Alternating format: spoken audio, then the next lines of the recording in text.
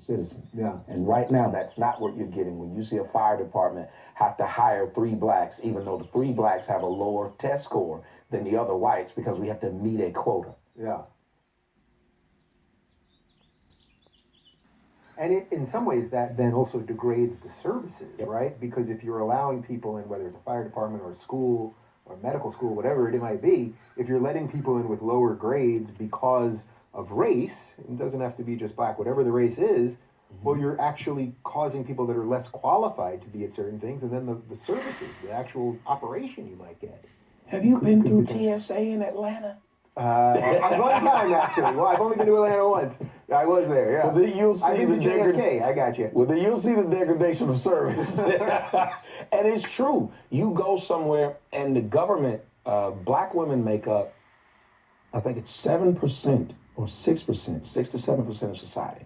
In government, they make up around 10% of the jobs. Why is that? Then they put them in these jobs, you can't get rid of them. And most of the time you go to these places, you're getting horrible service.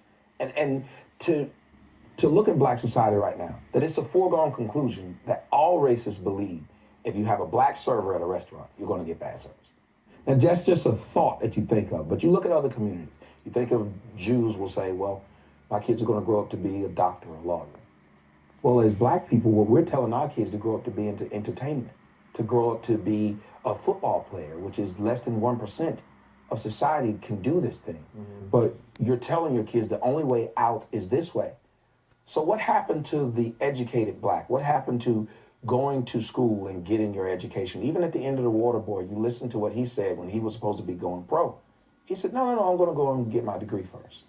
And these are things that are missing in our community because I can't remember the last person who said, your degree matters. When I told my mom I was accepted to college, she told me, that's great. I don't know how you're going to pay for it. So for 18 years, she didn't collect $10 a year, $15 a year, something to send. And that's my story is the story of the majority of black children. We go to college and it's like, figure it out. If you go, and I've seen black children get discouraged by their parents to not go because they're like, well, I can't help you pay for it. And if you look at what white liberals do, they're continuing to tell these mothers who are producing these children in bad environments, like the black mother in Chicago, who had 5 of her sons, all 5 of her sons were murdered in the same neighborhood. They did a whole story about her and they were boo-hooing and saying how horrible it was for her. But wait a minute, she knew she lived in basically Chirac. She knew that was a bad neighborhood. She knew it was dangerous for boys. After the first one of your children got killed in the neighborhood, what would you do? Yeah, you'd get moving. You'd move. Yeah. And she stayed there long enough for 4 more to be killed. And white liberals don't stand up and say, well, that's irresponsible. They'll say, oh, it's because those poor blacks, they don't have any money and we just need to throw more money at them. Well, no, you don't. You need to throw responsibility towards them. You need to say, wait a minute, if you are a woman and you're looking at the world and saying, my body, I can do what I want. Well, once you started having all these kids with all these people who couldn't afford to take care of them, nor could you, we're not going to help either. Why do we not have a system that says if you have one child and you're on government assistance, you cannot have another? Why is that considered wrong? No. I mean, I think there's issues related to personal freedoms and all that and what the government gives out, but the basic idea of what you're saying, I get there. You mentioned I had on Reva Martin, who was actually for, diversifying the Oscars more, and then I had Larry Elder, who I suspect you probably agree with a lot more, saying how ridiculous it was. But to me, it's like just winning more Oscars or more Emmys or having more people in sports has nothing to do with success. There's a reason why Chinese Americans and Indian Americans, meaning people from India, not Native Americans, they don't care about that stuff and they don't protest it because they are busting their asses in school, and that has to come from the home.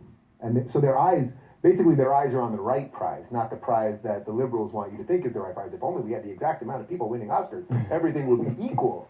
But this is a really hard thing to extricate from society. Which doesn't make sense, because if the same amount of people who are black were winning awards just like white people should complain.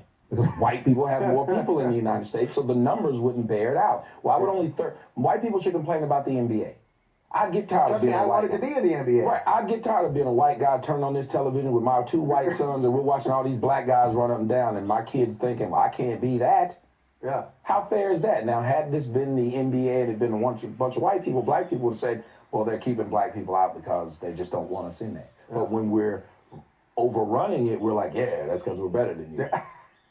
If we won all the Oscars, there would be no black people saying, well, that's kind of messed up that no white people won, when we'd be like, yeah, because we're better than you. Trust me, my hero's right there. Clyde Drexler, 80s, 90s basketball star.